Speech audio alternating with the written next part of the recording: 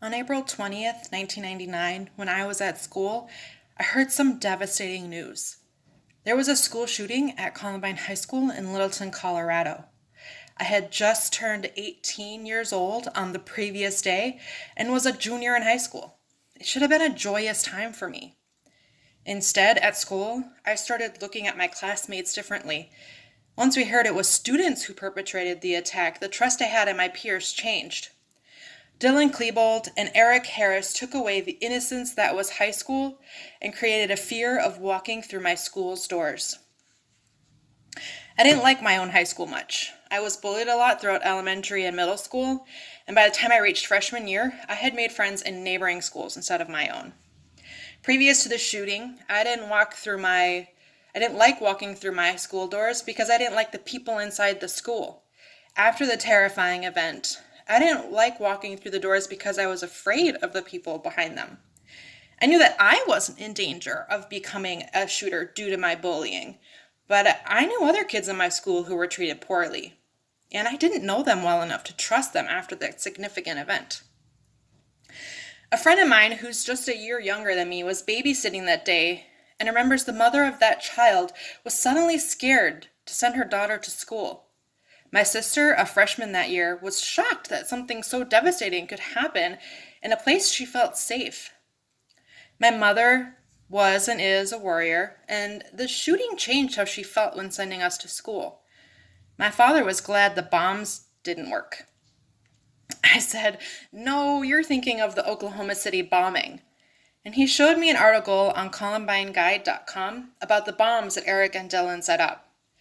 If the bombs had worked, the death toll would have been an enormous number, as I set the bombs up to go off in the cafeteria at the busiest time of the day. According to the website, Eric and Dylan's plan for Columbine was to be primarily a bombing. This was a surprise for me because I either never heard this part or had blocked it completely out. What I remember most is hearing about the instance in the library. I used to go to the Chaska High School library daily to use computers and email my boyfriend. I sent him cute little notes about my day and ended with, "I love you," and "I miss you." I put as many O's as possible and as I in love and I's in miss. It was before you could hold down the key to make as many letters as possible in a row, so it took work and I was committed. When I heard that Cassie Bernal hid under a table in the library but was shot because she answered in the affirmative when asked if she was a Christian, it was crushing. She and 9 others were victims in the library that day. I was proud to be a Christian at that time, but then all the more worried about performing that identity at school. I had my youth group at church, my youth group at a friend's house, and my church services. During all of those, my religious performance stayed the same, but at school it was changed. I still wore that small gold cross necklace I got for my baptism. My classmates knew I was a Christian because I was a loud and proud one. But I think I was a little less loud and proud after that event. It was as if the shooting changed my life 800 miles away. I couldn't keep myself from imagining being in the high school library and someone, always a male presenting person in my head, coming in and copying Dylan and Eric. After the event, I would set up my regular computer, which was right in the open, with a clear view of the large open doors and the librarian's desk. As I emailed my boyfriend, my right leg would shake, and I would type my message as quickly as possible. I'm sure my emails contained more errors after that. The library at my school was no longer a safe place. Instead, it was a utility to be used only when necessary. 21 years have passed since the Columbine High School shooting, and hearing news of another is not surprising. We as a country have become complacent when it comes to news of school shootings. In the decade following the Columbine shooting, there were over 65 shootings in schools from kindergartens to universities. The politicians usually sent their thoughts and prayers, but didn't take action that could have prevented more school shootings.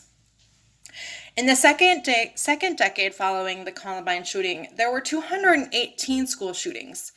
It's my belief that the reason we have a school shooting free March in the first time in 20 years is only because of the fact that people are no longer at school due to the pandemic. In December of 2017, Monica Bush wrote an article for Bustle.com, which highlighted 24 gun control laws that had failed in the 5 years after the 2012 Sandy Hook massacre.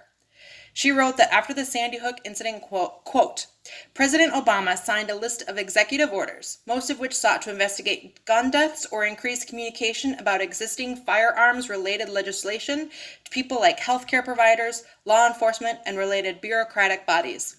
In addition to his executive actions, he also issued a list of proposed congressional actions, which encouraged goals like the reinstitution of assault rifles weapons ban, limiting the type of ammunitions available to civilians, and expanding mental health programs, unquote. Despite Obama's apparent preference for a change in how things were done, 24 pieces of legislation were voted against or never made it to the floor. I'm in no way in favor of removing all guns from the citizens of the United States, and I don't know what the country can do to fix the problem. I would love restrictions on automatic rifles.